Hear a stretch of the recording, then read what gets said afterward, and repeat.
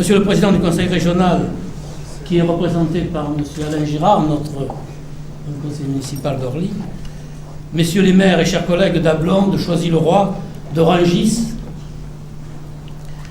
Mesdames et Messieurs les maires adjoints et conseillers municipaux, Monsieur le Président de la Chambre de commerce et d'industrie, Monsieur le consul d'Algérie, Mesdames et Messieurs les proviseurs, les principaux et les directeurs d'école, Monsieur l'inspecteur de l'éducation nationale.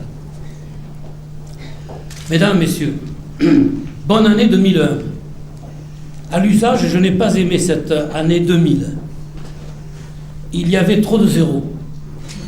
Lorsque l'on datait un chèque en terminant par 00, on avait l'impression de l'annuler.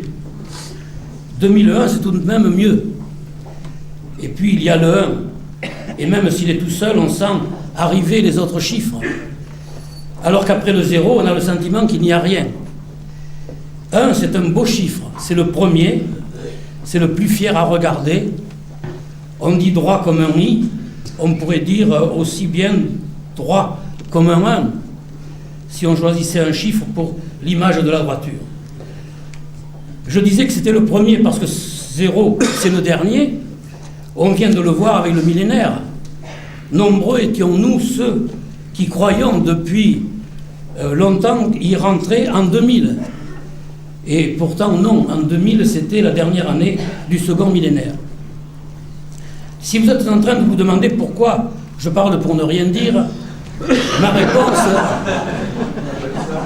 réponse, c'est que cette année, je suis limité dans mes propos à cause de la proximité des élections. Je n'ai pas le droit d'évoquer ma candidature, ni de faire un bilan de mon mandat, ni de parler de mon programme. Tout cela, vous le saurez en venant aux réunions, lorsque la campagne électorale sera ouverte. Ce n'est pas le cas aujourd'hui pour les candidats sérieux, respectueux de la loi. Mes conseillers en communication m'ont dit que je pouvais parler quand même cette année de l'année qui vient de s'achever, des chantiers qui sont en cours et des souhaits pour le prochain siècle. L'année qui vient de s'achever a été marquée par la tempête de l'hiver dernier, à Orly comme ailleurs, et à Orly comme ailleurs par le nombre d'arbres arrachés. Ce fut un traumatisme fort, car dans notre ville, les arbres participent à un environnement de qualité, à la ville verte. Après avoir déblayé les troncs tristement abattus, lamentablement couchés et les branches brisées, nous replantons. Depuis le mois de janvier, le début du mois de janvier, les services des espaces verts procèdent à la plantation de 200 arbres de grande taille, auxquels il faut ajouter 6600 arbustes. Le programme de replantation se prolongera au cours des années prochaines. Après les grandes réalisations comme la mairie où nous sommes et le centre administratif, de l'autre côté des voies de chemin de fer, ce qui frappe aujourd'hui, lorsqu'on traverse la ville, ce sont les chantiers en cours. On voit des grues dans tous les quartiers de la ville. Les immeubles qui avaient le plus souffert de la tempête étaient les derniers de la cité Million. Des toitures entières avaient été arrachées. Nous les avions retrouvées dans le parc Marcel Cachin. Heureusement, il n'y a pas eu de victimes. Mais cela a accéléré le relogement par l'OPAC des derniers locataires et la démolition des derniers bâtiments est en cours d'achèvement.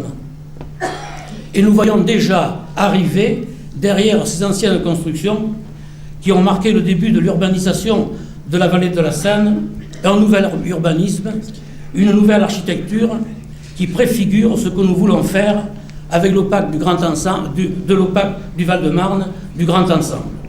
Nous voulons en faire des quartiers urbains, plus humains, diversifiés, ouverts sur la ville. Depuis les années 70, nous avons été la première ville à inscrire nos cités HLM dans la politique de développement social des quartiers. Nous avons été les pionniers de la politique de la ville avant la mode.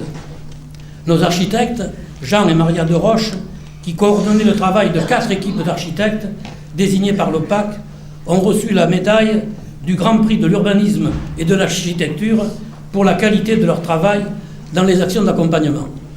Après avoir perdu un peu de temps, pour des raisons sur lesquelles je n'ai pas l'intention ici de m'attarder, nous reprenons le fil que nous n'aurions pas dû lâcher J'ai rencontré récemment le secrétaire d'État au logement, M. Louis Besson, et l'ancien ministre de la Ville de François Mitterrand, Michel Delebarre, aujourd'hui président de l'Union des HLM. Ils sont très attentifs à notre expérience et à celle de l'OPAC du Val-de-Marne. Nous attendons d'eux les aides nécessaires pour poursuivre notre projet, créer la ville pour mieux insérer les cités dans la ville. De nouveaux chantiers s'ouvrent, d'autres se terminent, comme la route Charles-Tillon, le nouveau CD 64 qui longe l'aéroport et qui a permis de libérer la ville d'une circulation infernale le matin et le soir. Il faut maintenant, comme je le disais au directeur des routes du département, améliorer la situation au niveau du carrefour du cimetière. Cette réalisation du Conseil général, qui était également financée par le Conseil régional, était très attendue. Mais je vais arrêter là pour les chantiers, car je ne veux pas risquer d'être accusé de faire un bilan en vue des élections. Ce que je veux ajouter, c'est nos efforts pour entretenir le patrimoine communal. En témoignent les travaux d'aménagement du château Méliès, où nous avons installé le conservatoire municipal réalisé par la ville, et ceux de l'école européenne d'animation. En témoignent aussi les travaux de l'église Saint-Germain, financés par la ville et réalisés sous la surveillance des architectes des bâtiments de France.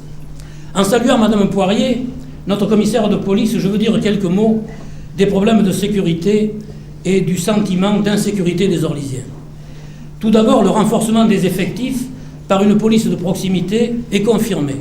On le voit déjà, dès maintenant, sur le terrain, depuis quelque temps, et je m'en félicite. On peut dire que les engagements des ministres, de Jean-Pierre Chevènement, puis de Daniel Vaillant, les engagements de Monsieur le Préfet, de la préfecture, sont tenus. Nous en prenons acte, et nous prenons aussi des dispositions pour accueillir dans le centre administratif les nouveaux effectifs qui sont prévus dans la ville. Mais la police ne réglera pas tout toute seule. Le journal Le Parisien vient de relater des événements récents qui nous donnent à réfléchir. À 3 heures du matin, la semaine passée, des habitants d'un immeuble appellent la police parce que des jeunes se battent dans une cave. 6 policiers interviennent pour ramener le calme. Lorsque les jeunes se rendent compte qu'ils sont plus nombreux que les policiers, ils se rebellent, frappent les policiers, 2 sont blessés. C'est inacceptable. Les parents de ces jeunes, de tous ceux qui étaient là, pas seulement de ceux qui ont frappé, doivent être alertés. Leurs enfants sont en danger et leur responsabilité est engagée. La police doit être respectée. Elle doit rencontrer la solidarité des gens qu'elle protège. J'ai relaté cet incident, non pas pour lui donner une importance qu'il n'a pas, mais pour répondre à une rumeur trop fréquente. On appelle la police, elle ne se déplace pas. On oublie les cas où elle se déplace et où elle est accueillie à coups de pierre, comme cela s'est passé il y a quelques mois à la Pierre aux Prêtres, ou comme cela vient de se passer mardi dernier au square Charles de Foucault. Ces événements n'ont pas eu de conséquences trop graves, grâce au sang-froid et au courage des policiers. Nous aussi, nous devons faire preuve de sang-froid et de courage, et faire en sorte que ce ne soient pas les quelques délinquants, et surtout les meneurs de ces jeunes qui sont trompés, qui soient isolés, pas les policiers, faire en quelque sorte que ce soit les meneurs, les délinquants qui soient isolés, et pas les policiers, pas les victimes. À ce sujet, j'attire l'attention des parlementaires sur les problèmes de la nouvelle loi concernant la présomption d'innocence. Les 2 jeunes qui ont blessé les policiers et qui sont connus, qui ont été pris sur le fait en flagrant délit, ont été arrêtés. Quelques heures après, ils étaient libres. Même s'ils seront jugés en attendant, ils peuvent jouer les caïds dans la cité. Et cela nous inquiète. Le siècle qui s'achève restera tristement célèbre dans les mémoires comme celui des génocides du peuple arménien, du peuple juif, du peuple rwandais. C'est le siècle où l'on compte par millions les victimes des guerres et des déportations. Celui où la cruauté de l'homme s'est développée comme jamais, amplifiée par les outils de la barbarie moderne, les armes chimiques et les armes nucléaires. La Première Guerre mondiale, c'était l'affrontement des nationalismes. Des nationalismes qui s'étaient construits de façon artificielle au XIXe siècle, après la guerre de 70 et l'annexion de l'Alsace et de la Lorraine par l'Allemagne. Cela a donné la guerre de 14-18. Comme on a été incapable d'organiser une paix intelligente, on a subi la Deuxième Guerre mondiale, qui était la conséquence directe de la première. La première moitié du XXe siècle a donc connu 2 guerres mondiales. La seconde fut plus cruelle, plus meurtrière que la première.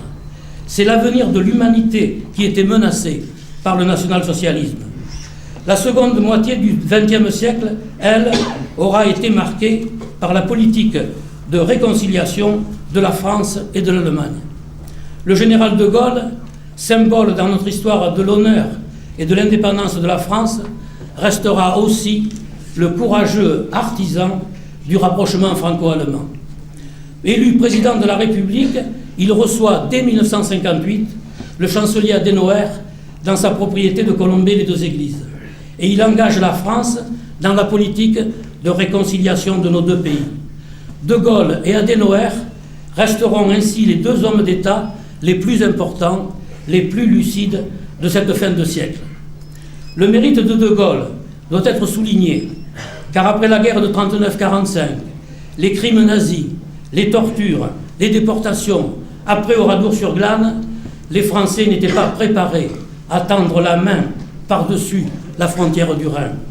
Je le reconnais avec d'autant plus d'humilité qu'à l'époque, je faisais partie de ceux qui avaient des doutes sur l'avenir de cette politique, alors que l'ancien déporté à Buchenwald ne confondait pas le peuple allemand avec le nazisme. À Buchenwald, j'avais appris que les premières victimes du nazisme étaient les antifascistes allemands en 1933. Les camps de Buchenwald et les autres camps avaient été construits pour eux. Nous avions coutume de dire que nous n'avions pas à nous réconcilier avec nos camarades du même combat. Il n'en demeure pas moins qu'il fallait le faire. L'Allemagne est aujourd'hui le premier partenaire économique de la France. Depuis 10 ans, elle est réunifiée, la paix s'en est trouvée consolidée et tout porte à croire qu'elle sera durable. Ce que nous avons vécu, ce que vivent la France et l'Allemagne doit servir d'exemple au monde. Nous appartenons à la génération du XXe siècle. Nous avons le devoir de transmettre aux jeunes qui auront à construire le XXIe siècle les valeurs acquises par le nôtre. La connaissance, cela se transmet, c'est la culture. Si l'on vous apprend que l'ennemi c'est l'allemand, vous êtes éduqué avec cette idée en tête.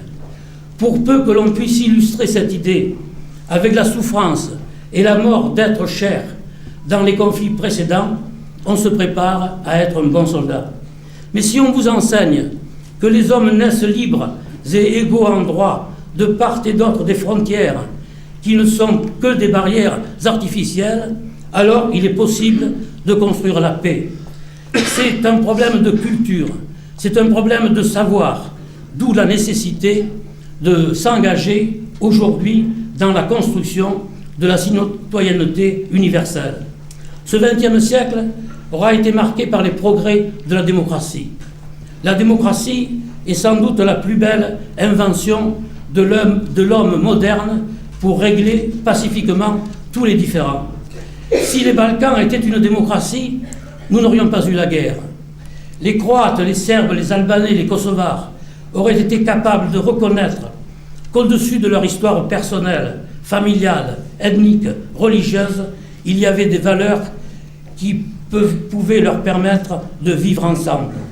Au cours d'une visite à Turnu-Severin, la ville roumaine avec laquelle nous sommes jumelés, j'ai rencontré un poète serbe. Il m'a dit à peu près ça. Je suis serbe parce qu'avant ma naissance, mes parents se sont installés sur l'autre rive du Danube. S'ils étaient restés ici, je serais roumain.